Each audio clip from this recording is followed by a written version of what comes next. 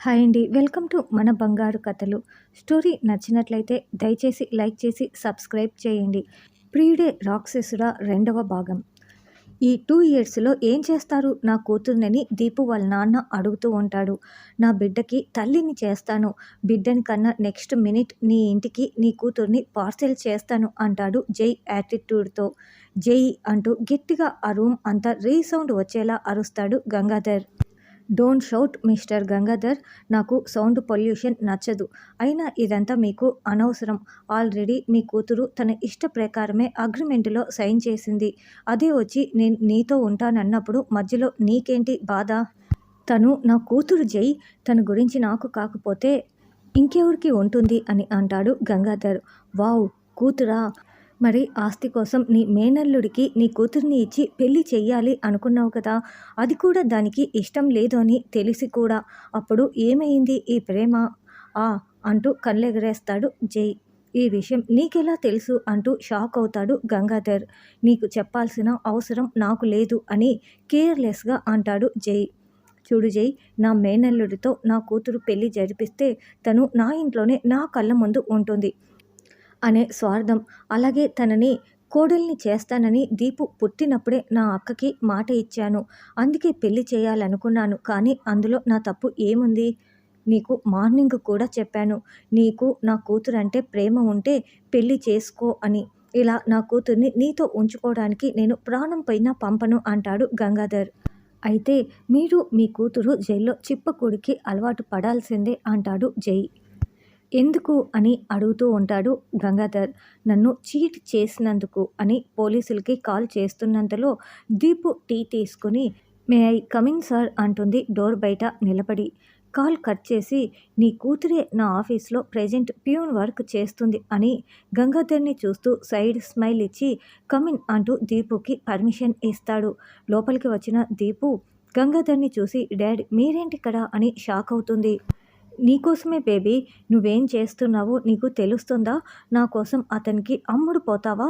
వద్దు బేబీ పద వెళ్ళిపోదాం అంటాడు గంగాధర్ కూతుర్ని ఆ పరిస్థితిలో చూడలేక.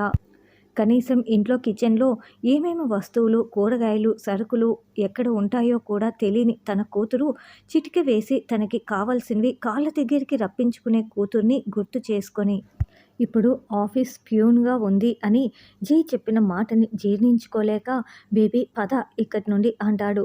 దీపు చేతిలో ఉన్న ట్రేని విసిరికొట్టి. దీపు కంగారుగా జైని చూస్తుంటే బేబీ నాకు ముక్కు మీద దురద పెడుతుంది. ఒక్కసారి నీ వేలుతో రబ్ చేద్దు గాని రా బేబీ అంటూ సర్కాస్టిక్గా అంటాడు జై. జై చాలా ఎక్కువ చేస్తున్నావు. నీకు దురదగా ఉంటే నా కూతురు గోకాలా? నీకు చేతులు ఉన్నాయిగా అంటూ బీపీ పెంచుకుంటాడు గంగాధర్. ఆ చేతులతోనే ఇప్పుడు నీకు మనీ ఇవ్వాలి అనుకుంటున్నాను. నీ కూతుర్ని కొన్నది ఇలాంటి పనుల కోసమే. నా మొక్కేంటి? అన్నం తినిపించి మూతి కూడా కడగాలి. అవసరమైతే స్నానం కూడా చేయించాలి. ఇక నుంచి నీ కూతురే నా ఆల్ ఇన్ వన్ మెయిడ్ అని. ఏంటి బేబీ రావా అంటాడు గారంగా. వస్తున్నాను జై సార్ అంటూ గంగాధర్ చెయ్యి విడిపించుకొని జైకి దగ్గరగా వచ్చి వేలుతోటి ముక్కు మీద రబ్ చేస్తూ ఓకేనా సార్ అని వినయంగా అంటుంది. మనీ కోసం ఏదైనా చేస్తావు కదా నువ్వు అంటూ కన్నింగ్ స్మైల్ ఇస్తాడు జై. నేను చెప్పేది వినే సిచ్యుయేషన్లో నువ్వు లేవు. ఇప్పుడు నీకు నిజం చెప్పాల్సిన అవసరం నాకు లేదు అనిపిస్తుంది. ఒక్క నిమిషం టైం ఇస్తే మా నాన్నని ఒప్పించి పంపించేసి వస్తాను అంటూ పర్మిషన్ అడుగుతుంది దీపు. నాతో మాట్లాడడానికి అతని పర్మిషన్ ఏంటి బేబీ అంటూ విసుగ్గా అడుగుతాడు గంగాధర్. ఏయ్ ఊరికే బేబీ బేబీ అనకు నువ్వు. వినడానికి చిరాగ్గా అంతకంటే ఎక్కువ కంపరంగా ఉంది. నా పిల్లలకి బేబీ అయ్యే దీన్ని పట్టుకుని నువ్వు బేబీ అనడం చాలా ఎంబరాజింగ్గా ఉంది. రా గంగు అంటాడు జై. జై హీ ఈజ్ మై ఫాదర్. కొంచెమైనా ఆయన వయసు చూసి రెస్పెక్ట్ ఇవ్వు అంటుంది దీపు. నెక్స్ట్ సెకండ్ ఆమె గొంతు అతని పిడికిల్లో బందీ అవుతుంది. జై అంటే జై, కాల్ మీ సార్. మర్చిపోయావా? జై సార్ అని పిలువు అంటాడు కోపంగా. సారీ జై సార్ అంటూ కష్టంగా బదులిస్తుంది దీపు. నీ తప్పుకి పనిష్మెంట్ కింద కిస్ పెట్టు అంటాడు జై. దీపు గొంతుని వదిలి సార్ ఇలాంటివి అన్నీ నా వల్ల కాదు అంటుంది దీపు తల దించుకొని. ఏదైనా పని చెప్పిన వెంటనే నో అండం నీ బాబు దగ్గర నేర్చుకున్నావా? మూసుకొని చెప్పింది చెయ్యి అంటాడు సీరియస్గా. నా ముందే నా కూతుర్ని మొద్దు పెట్టమని అడుగుతావా? సిగ్గు లేదా అంటూ కోపంగా అరుస్తాడు గంగు అంకుల్. ఆ నెక్స్ట్ మినిట్ అతని చెంపని జై చెయ్యి టచ్ అయ్యేలోపు దీపు ఆయన చేయి పట్టుకొని డోర్ తీసుకొని బయటికి వెళ్ళి పక్కకు తీసుకువెళ్ళి, డాడ్ ముందు మీరు ఇక్కడి నుండి వెళ్ళిపోండి అంటుంది బాధగా. నిన్ను ఈ నరకంలో ఆ రాక్షసుడి దగ్గర వదిలి ఎలా వెళ్ళని చిట్టి తల్లి అంటాడు. ఆయన గొంతులో వినిపిస్తున్న బాధకి ఏడుస్తూ ఆయన్ని హగ్ చేసుకొని, నాకు వేరే ఆప్షన్ లేదు డాడ్. జై కండిషన్‌కి ఒప్పుకోకపోయుంటే మీరు ఆస్తి పోగొట్టుకొని, అలాగే ఆఫీస్ కూడా పోయింది అనే బాధలో చచ్చిపోవాలనుకున్నారు అని నాకు తెలుసు. మీకోసమే తను ఏ కండిషన్స్‌ని రాశాడో కూడా తెలియకుండా సైన్ చేసేశాను. ఇక బావ మిమ్మల్ని నన్ను ఏమీ చెయ్యలేడు. ఇక నుంచైనా జాగ్రత్తగా ఉండు అతని దగ్గర అంటుంది ఆయన్ని వదిలి. నా కోసం వీడి కండిషన్‌కి ఒప్పుకునే బదులు ఆ శాడిస్టు మీ బావని పెళ్లి చేసుకుంటే కొంచెమైనా నీకు ఈ బాధ తప్పుండేది కదా అంటాడు. నాన్న, బావ కన్నా జై చెడ్డవాడు కాదు. నేను ఆ రోజు తనకి నో చెప్పటానికి కారణం బావ. మీ తలకి గన్ పెట్టి బెదిరించాడు. ఆ రోజు బావ అలా చేసుండకపోతే ఈరోజు నా జై నాతో ఇలా బిహేవ్ చేసుండేవాడు కాదు. కానీ ఇప్పుడు కోట్లు ఉన్నాయనే అహంకారం ఉంది వాడిలో. నిన్ను నా ముందే గొంతు పట్టుకొని హింసిస్తున్నాడు. పైగా 2 సంవత్సరాలు నా కూతుర్ని నీతో ఉంచుకొని ఏం చేస్తావని అంటే వాడి బిడ్డకి తల్లిని చేస్తానంటున్నాడు. ఇప్పుడు ముద్దు అడిగినవాడు రేపు నిన్ను ఏదైనా బలవంతం చేస్తే అప్పుడు నీ పరిస్థితి ఏంటిరా? వాడు అనుకున్నట్టే ఒక బిడ్డని కన్న తర్వాత వాడు నిన్ను వదిలేస్తే అప్పుడు నీ భవిష్యత్తు ఏంటో ఆలోచించావా? ఈ సమాజం నిన్ను ఎలా చూస్తుందో తెలుసా? అంటూ బాధగా అడుగుతాడు. ఎలా అయినా చూడని నాన్న, ఐ డోంట్ కేర్. మీరు అంటున్న ఆ సమాజం, ఆ జనాలు ఇప్పుడు వచ్చి మిమ్మల్ని ఈ ప్రాబ్లం నుంచి కాపాడతారా? మీకు మనీ ఇస్తాయా? అలాంటప్పుడు వాళ్ళ గురించి మనం ఎందుకు ఆలోచించాలి? అంటుంది దీపు. అయినా సరే నీ డెసిషన్ నాకు నచ్చలేదు బేబీ అంటాడు ఆయన కోపంగా.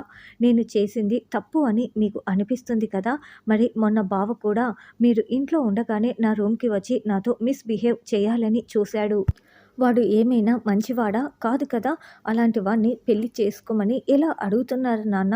వాడి మీద ప్రేమ లేకపోయినా మీకోసం వాడిని పెళ్లి చేసుకొని మనసు చంపుకొని వాడితో బెడ్ షేర్ చేసుకోలేను. ఇక జై విషయానికి వస్తే కోపంలో ముద్దు పెట్టమన్నాడు. అలా అడగడం తప్పే కాదు అనను. కానీ తన క్యారెక్టర్ అది కాదు. ఒకవేళ నిజంగానే మీతో అన్నట్టు వాడికి నాతో బేబీ కావాలని ఉంటే ఖచ్చితంగా వాడి బిడ్డకి జన్మనిస్తాను. వాడు తాళి కట్టకపోయినా పర్లేదు. వాడి కోసం వాడు అడిగితే బిడ్డని కంటాను. వాడి బిడ్డకి అమ్మను అవడం కన్నా ఇక వేరే ఏ అదృష్టం నాకు వద్దు. ఆ రోజు వాడి మనసుకి నేను చేసిన గాయానికి అదే సరైన శిక్ష అని వాడు అంటే ఆ శిక్షని ఆనందంగా భరిస్తాను నాన్న. వాడు నాకు దూరం అయ్యి 3 ఏండ్లు అయినా నా మనసు నుంచి మాత్రం వాడు ఎప్పటికీ దూరం అవ్వలేదు. వాడి కోసం పిచ్చిదానిలా ఎంతలా ఏడ్చానో మీకు తెలుసు. ఆఖరికి వారం క్రితం వరకు మీరు వచ్చి బావ చేసిన మోసం గురించి చెప్పి ఇంటికి రమ్మని అడిగేంత వరకు వాడు ఉంటున్న ఇంట్లోనే ఉన్నాను.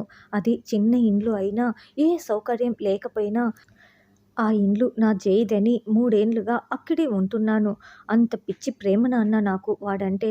నేనే వెంటపడ్డాను. నేనే ప్రేమించాను. నేనే వాడి మనసుని ముక్కలు చేశాను. తిరిగి నేనే అతికించుకుంటాను.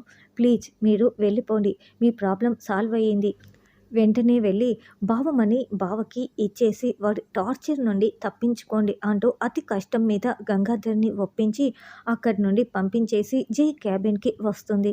వితౌట్ మై పర్మిషన్ మీ నాన్నని తీసుకొని ఇక్కడి నుండి బయటికి వెళ్ళిపోయావు. మీ నాన్నకి నేను ఒక చెంపదెబ్బ బాకీ పడ్డాను. ఇప్పుడెలా అంటాడు జై తన చెయ్యి చూసుకుంటూ. ఆయన కూతురుగా ఆయనకి ఇవ్వాలి అనుకుంది నాకు ఇవ్వండి సార్ అంటుంది దీపు. ఓహ్! Good idea. ఇక ఆలస్యం ఎందుకు అని దీపుకి దౌడ వాచి పన్ను నొప్పి వచ్చేలా గట్టిగా కొడతాడు. ఆ ఫోర్స్‌కి దీపు నేలని కిస్ చేస్తే, ఇప్పుడు మీ నాన్నకి ఇవ్వాల్సిన బాకీ చెల్లు అయిపోయింది. మరి నువ్వు నాకు ఇవ్వాల్సింది అని దీపు జెబ్బ పట్టుకొని పైకి లేపి ఇప్పుడు ఇవ్వు అంటాడు కోపంగా. ఎందుకిలా చేస్తున్నావు జై? ఎందుకింతలా మారిపోయావు అని కన్నీళ్లతో అడుగుతుంది. ఏయ్! కిస్ చేస్తావా లేదా అంటాడు జై కోపంగా.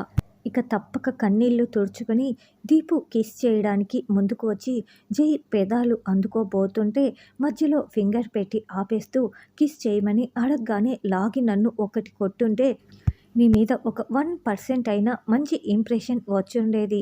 కానీ సిగ్గు లేకుండా కిస్ చెయ్యాలి అని నీ పెదాలు ముందుకు తెచ్చావు చూడు. ఛీ! ఐ హేట్ యూ దీపిక అని దీపు బుగ్గలు చేత్తో గట్టిగా ఒత్తి పట్టుకొని, ఇప్పుడు నిన్ను కిస్ చేసే మూడ్ లేదు నాకు, నైట్కి ఏకంగా ఫస్ట్ నైట్ చేసుకుందాం అని దీపు బుగ్గల్ని వదులుతాడు జై. మీ నాన్న నా క్యాబిన్ని పాడు చేశాడు, మొత్తం అంతా క్లీన్ చేయి అని ఆర్డర్ వేసి ఆగకుండా మోగుతున్న ఫోన్ తీసుకొని లిఫ్ట్ చేసి చెప్పు మామ్ అంటాడు చైర్లో కూర్చుంటూ. అమ్మనా? షాక్ అయ్యి జైకి పేరెంట్స్ ఉన్నారా? ఉంటే మరి నేను అడిగినప్పుడు ఎందుకు చెప్పకుండా దాచేశాడు? పైగా టైం వచ్చినప్పుడు చెప్తాను అనేవాడు. అసలు పేరెంట్స్ ఉంటే అంత చిన్న ఇంట్లో ఒక్కడే ఎందుకు ఉన్నాడు అని ఆలోచిస్తుంది. కాల్ మాట్లాడేసి ఫోన్ టేబుల్ మీద పెట్టి ఎటో చూస్తున్న దీపుని చూసి ఏయ్ ఇలా రా అంటాడు. ఆలోచనలో ఉన్న దీపు జై పిలుపుతో ఆ ఆలోచనలని పక్కన పెట్టేసి జై ముందు నిలబడి చెప్పండి సార్ అంటుంది. ఆల్రెడీ చెప్పిన పని చేయకుండా ఏం ఆలోచిస్తున్నావు అని అడుగుతాడు జై.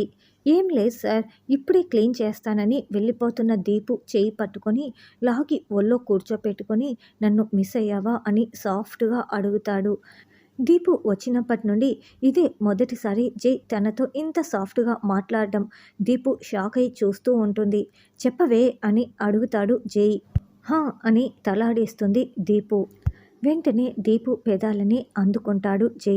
చాలా హార్ట్గా కిస్ చేస్తున్నాడు. తట్టుకోవడం దీపు వల్ల అవ్వట్లేదు. వదలమని చేతులతో భుజం మీద కొడుతూ గింజుకుంటున్నా జై మాత్రం వినకుండా ఇంకా హార్ట్గా కిస్ చేస్తూ దీపు పెదాలకి గాయం చేసి రక్తం రుచి చూసిన తర్వాత కోపం కంట్రోల్ అయ్యి దీపుని వదిలి ఇంకోసారి నాతో అబద్ధం చెప్తే చంపేస్తాను అంటాడు సీరియస్గా. జై చేసిన గాయానికి నొప్పి పుడుతుంటే అతను దేని గురించి అంటున్నాడో అర్థం కాక చూస్తుంది దీపు. నువ్వు నన్ను మిస్ అయ్యావు అంటే నేను నమ్మాలా? నువ్వు చెప్పిన అబద్ధానికి ఈ పనిష్మెంట్ అని ఇక నా మీద నుంచి లే అంటాడు జై. జై మీద నుంచి లేచి నేను నిజమే చెప్పాను జై అని. సారీ సార్, మీరు నమ్మేదే నిజం అనుకొని నేను చెప్పేది అబద్ధం అనుకుంటే నేనేమి చేయలేను అని చెప్పి బయటికి వెళ్ళి బకెట్లో వాటర్ మాప్ తెచ్చి పగిలిన కప్పు ముక్కలు తీసి డస్ట్బిన్లో వేసి ఫ్లోర్ అంతా క్లీన్ చేసి టేబుల్ మీద ఉన్న రూమ్ ఫ్రెషనర్ స్ప్రే చేస్తుంది. గుడ్ అని డ్రా నుంచి కొకైన్ ప్యాకెట్ తీసి పౌడర్ కొంచెం చేతి మీద వేసి స్మెల్ చూస్తాడు. జై నువ్వు డ్రగ్స్కి అలవాటు పడ్డావా అని పెద్ద షాక్కి గురవుతుంది. ఎందుకంటే వాళ్ళు లవ్లో ఉన్నప్పుడు జైకి స్మోకింగ్ హ్యాబిట్ కూడా లేదు. మరి బాబు బంగారంలా ఉండేవాడు. తమరి దయతో అన్నీ అలవాటయ్యాయి అని తిరిగి డ్రాలో ప్యాకెట్ పడేసి ఫోన్ తీసుకొని రా అంటూ బయటికి వెళ్తుంటే దీపు షాక్లో అక్కడే నిలబడిపోతుంది. ఉఫ్, దీనికి చెవుడు ఏమైనా ఉందా? ప్రతిదీ రెండోసారి చెప్పాలా దీనికి అని దీపు బ్యాక్ మీద చేత్తో కొంచెం గట్టిగా కొట్టి రా అని అరుస్తాడు. ష్ అబ్బా సచ్చినోడా అని లోపలే తిట్టుకుంటూ జై కొట్టిన చోట రుద్దుకుంటూ ఎందుకు కొట్టారు సార్ అంటుంది.